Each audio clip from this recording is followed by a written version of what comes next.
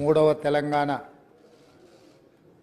శాసనసభ యొక్క సభా అధ్యక్షుడిగా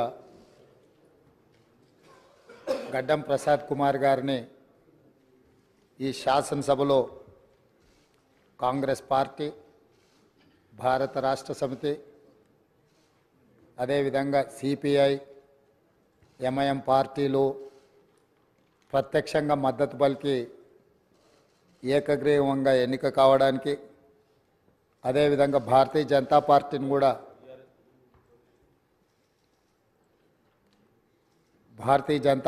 కూడా సంప్రదించడం జరిగింది.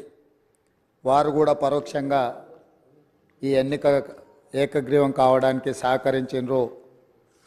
సభాపక్ష నాయకుడిగా మా సభ్యులకు, భారత రాష్ట్ర సమితి అధ్యక్షుడు మరియు శాసనసభ్యులకు, ఎంఐఎం అసదుద్దీన్ ఓవైసీ గారికి, అక్బరుద్దీన్ ఓవైసీ గారికి, సిపిఐ పార్టీ నాయకులకు అందరికీ, ఆ పార్టీ అధ్యక్షులకు, శాసనసభ్యులందరికీ కూడా ఈ సభాపక్షాన మనస్ఫూర్తిగా వారికి ధన్యవాదాలు తెలియజేస్తున్నాను.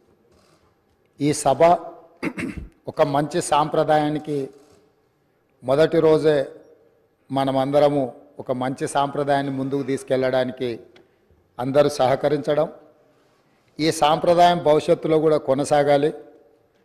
ఈ మంచి సాంప్రదాయము సభ సమన్వయంతో, అందరి సహకారంతో ఈ సమావేశాలను మనం నిర్వహించుకుంటే తెలంగాణ ప్రజల యొక్క ఆకాంక్షను, తెలంగాణ ప్రజల యొక్క ఆలోచనను ఈ సభ ద్వారా పరిష్కరించడానికి అవకాశం ఉంటుంది. అదేవిధంగా గడ్డం ప్రసాద్ కుమార్ గారు నా సొంత జిల్లా, నేను ఎక్కడి నుంచి అయితే శాసనసభ్యుడిగా ప్రాతినిధ్యం వహిస్తున్నానో ఆ ప్రాంతం వాడు. వికారాబాద్కి చరిత్రలోనే గొప్ప పేరుంది. నిజాం సర్కారు ఉన్నప్పుడు చాలా రుగ్మతలు ఉన్న వాళ్ళకి వైద్య సహాయం అందాల్సిన వివిధ రకాల ఇబ్బందులు ఉన్న వాళ్ళందరినీ కూడా వికారాబాద్ గుట్ట మీద వైద్యం చేస్తే అందరికీ ఆ రుగ్మతలు తగ్గి సమస్యలు పరిష్కారం అవుతాయని తెలుసు. ఇప్పటికి కూడా అక్కడి వాతావరణం, అక్కడి గాలి, అక్కడి నేల ఒక మంచి వైద్యానికి ఉపయోగపడే ప్రాంతం. ఆ ప్రాంతం నుంచి వచ్చిన గడ్డం ప్రసాద్ కుమార్ గారు మన 3వ శాసనసభకు స్పీకర్గా ఎన్నిక కావడం ద్వారా సమాజంలో ఉన్న ఎన్నో రుగ్మతలను, సమస్యల్ని ఈ సభలో వారి నాయకత్వాన చర్చ జరిగి పరిష్కారం అవుతుందని చెప్పి నేను స్పష్టంగా భావిస్తున్నాను, ఆశిస్తున్నాను. అదేవిధంగా వారు అతి సామాన్యమైన కుటుంబం. వెనుకబడి చిన్న వయసులోనే తండ్రిని కోల్పోయి కుటుంబ బాధ్యతను తీసుకొని 8 మంది సోదరీమణుల మధ్యలో ఒక్కడుగా చిన్న వయసులోనే కుటుంబ బాధ్యతను భుజాల మీద వేసుకొని 8 మంది ఆడపడుచులను సమన్వయం చేసుకుంటూ సమాజంలో కుటుంబం యొక్క గౌరవాన్ని నిలబెడుతూ ఏ లోటు రాకుండా సోదరీమణులందరినీ కూడా ఈ రోజుకు, ఆ రోజు నుంచి ఈ రోజు వరకు సమన్వయంతో ముందుకు తీసుకెళ్తున్నాడు. అంటే ఉమ్మడి కుటుంబం ఎలా ఉండాలి, ఉమ్మడి కుటుంబంలో కుటుంబ సభ్యులకు ఉండే సమస్యల్ని వాళ్ళు అడగక ముందే గుర్తించి పరిష్కరించడం తెలిసింది అని అంటే ఈ శాసనసభ కూడా స్పీకర్ గారి కుటుంబం. మనందరం కూడా వారి కుటుంబంలో సభ్యులం. అది ప్రతిపక్షమో, పాలకపక్షమో, విపక్షమో అనే విభేదాలు లేకుండా సభ్యులు అంటే ఈ సభ యొక్క సభ్యులు. ఆ సభ్యులు లేవనెత్తే అంశాలను, వారు లేవనెత్తిన అంశాలలో ఉన్న లోతును దృష్టిలో పెట్టుకొని తప్పకుండా స్పీకర్ గారు ఆ సమస్యలకు పరిష్కారం చూపిస్తారు.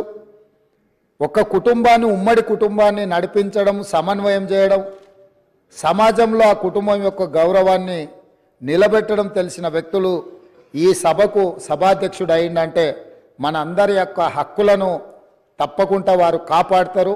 అదేవిధంగా వారు రాజకీయ ప్రస్థానం, స్థానిక సంస్థలు ఒక ఎంపీటీసీగా వారి రాజకీయ ప్రస్థానం మొదలయ్యి అక్కడి నుంచి వారు ఎంపీపీ అవ్వడం, 2008 ఉప ఎన్నికలలో శాసనసభ్యుగా ఎన్నికవడం, 2009లో తిరిగి వారు శాసనసభ్యుడిగా ఎన్నికవ్వడం, తర్వాత వారు మంత్రిగా సేవలు అందించడం, హ్యాండ్లూమ్ వీవర్స్కి వాళ్ళకున్న లోన్లు కానీ లేకపోతే వాళ్ళ సమస్యలను పరిష్కరించడంలో క్రియాశీలక పాత్ర పోషించడము, వారు మంత్రిగా ఉన్నప్పుడు వికారాబాదును శాటిలైట్ టౌన్గా గుర్తించి కీర్తిశేషులు పెద్దలు జైపాల్ రెడ్డి గారు అర్బన్ డెవలప్మెంట్ మినిస్టర్గా ఉన్నప్పుడు ఢిల్లీకి వెళ్ళి వారితో మాట్లాడి వికారాబాద్ పట్టణాన్ని శాటిలైట్ టౌన్గా గుర్తించి 2200 కోట్ల రూపాయలు మంజూరు చేయించి అక్కడ అభివృద్ధి కార్యక్రమాలను ముందుకు తీసుకెళ్ళి ఆ రోజు వారు అక్కడి ప్రజల యొక్క సేవలో వారు ముందున్నారు. అదేవిధంగా అక్కడ మెడికల్ కాలేజ్ కావాలని వారే ఆ రోజు ఆ ప్రతిపాదన తీసుకొచ్చి ఈరోజు మెడికల్ కాలేజ్ మంజూరైంది. ఇంకా స్టాఫ్ ఇతర అంశాలు కూడా కొన్ని ఉన్నాయి. వారే అక్కడి నుంచి ఆదేశాలు ఇచ్చి తప్పకుండా ఆ సమస్యను పరిష్కరించడమే కాకుండా అప్పా జంక్షన్ నుంచి వికారాబాద్ మన్నగూడ చౌరస్తా వరకు రోడ్ వైడనింగ్ విషయంలో కానీ వీట్లల్లో కూడా వారు ప్రత్యేకమైన చొరవ చూపించి ప్రాంతం యొక్క అభివృద్ధిని వారు ఎప్పుడూ మర్చిపోకుండా వారు ఎన్నికలలో గెలిచిన ఒకవేళ ఫలితాలు వారికి అనుకూలంగా రాకపోయినా వారెప్పుడు కూడా ప్రజలకు దూరంగా ఉండలేదు. కాబట్టి ఈరోజు గడ్డం ప్రసాద్ కుమార్ గారు లాంటి వ్యక్తులు సునిశ్చిత దృష్టితో, సమస్యల అవగాహనతో, సభ్యుల సమన్వయంతో ఈ శాసనసభను వారి నాయకత్వంలో మనందరం ఒక ఆదర్శవంతమైన శాసనసభగా నడిపించడానికి వారి పూర్తిగా మన అందరికీ దశ దిశ నిర్దేశిస్తారు.